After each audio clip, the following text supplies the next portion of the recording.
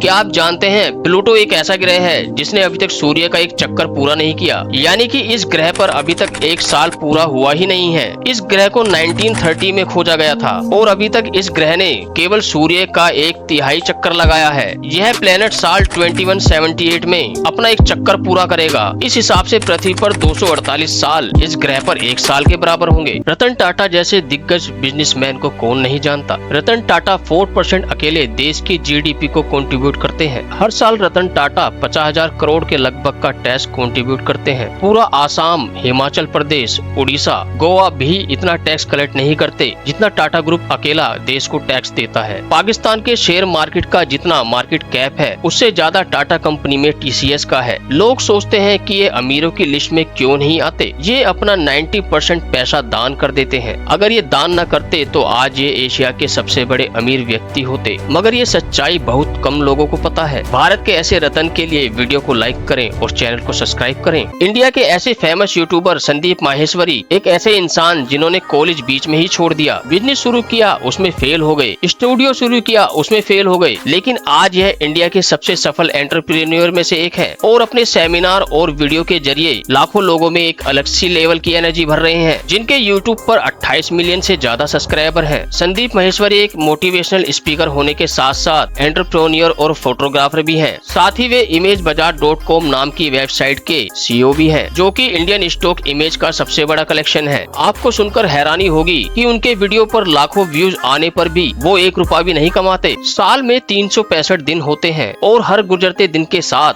साल का एक दिन कम हो जाता है, लेकिन 29 फरवरी साल का एक ऐसा दिन है जो 4 साल में एक बार ही आता है। दरअसल इसकी भी एक वजह है। पृथ्वी को सूर्य का एक चक्कर लगाने में 365.25 डेज लगते हैं। अब 1/4 दिन यानी 6 घंटे का दिन तो हो नहीं सकता, इसलिए 4 साल के 6 घंटों को जोड़कर 24 घंटे का एक दिन फरवरी के महीने में जोड़ दिया जाता है। जिस साल में फरवरी 29 दिन की होती है उसे लीप ईयर वर्ष कहा जाता है। चाइनीज ऐप टिकटॉक के मालिक जैंग येमिंग अभी हाल ही में इन्होंने एक कॉन्फ्रेंस में बताया कि उन्होंने यह ऐप बेरोजगार व निकम्मे लोगों के लिए बनाया था। फिर वे हंसे और बोले कि उन्होंने कभी सोचा नहीं था कि भारत में इस तरह के लोग ज्यादा हैं। उनका मतलब सीधे सीधे है कि उन्होंने टिकटॉक का यूज करने वालों को बेरोजगार और निकम्मा व मूर्ख कहा है। इसके बाद भी आप टिकटॉक पर टाइम पास करते हैं तो आप वास्तव में वही हैं जो उन्होंने बोला। एक इंडियन होने पर मुझे गर्व है कि मैंने कभी टिकटॉक अपने फोन में इंस्टॉल नहीं किया। अगर आप भी एक इंडियन हैं तो आज ही अपने फोन से सभी चीनी एप्लीकेशन को हटा दीजिए। आखिर नाचते नाचते लोग कैसे मरने लगे।